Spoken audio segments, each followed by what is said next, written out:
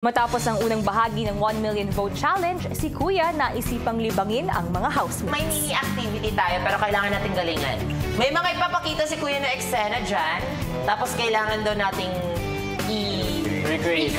Pero 30 seconds lang. Okay. Hindi ka mag-active.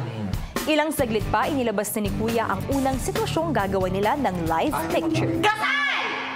Go, 30! 29! 48! Ay, sabi na!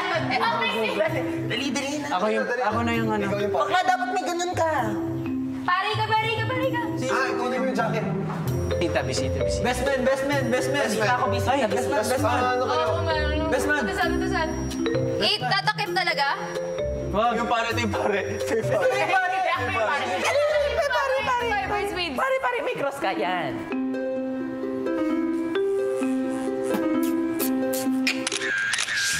Huy, ang sabi ni Kuya, picture lang. Bakit parang kinikilig yung mga bisita sa kasal? Next picture. Laban! Ikaw,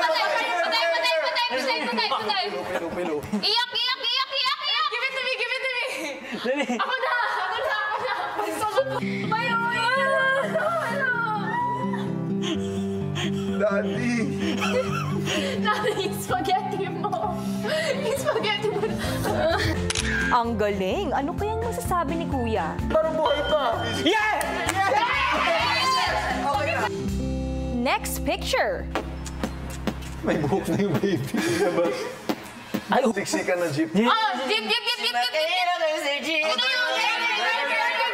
sa harap! Landi sa jeepney,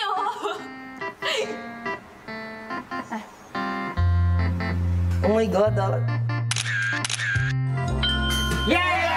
Bravo, housemates! Ang galing niyo kumain dyan. Very good. Sa kalagitnaan ng araw, paglabas ng housemates sa living area, CR muna tao, ha? Oh my God, what is that? what is that? It's a bed. Ano gawin doon? Do you guys have the remote?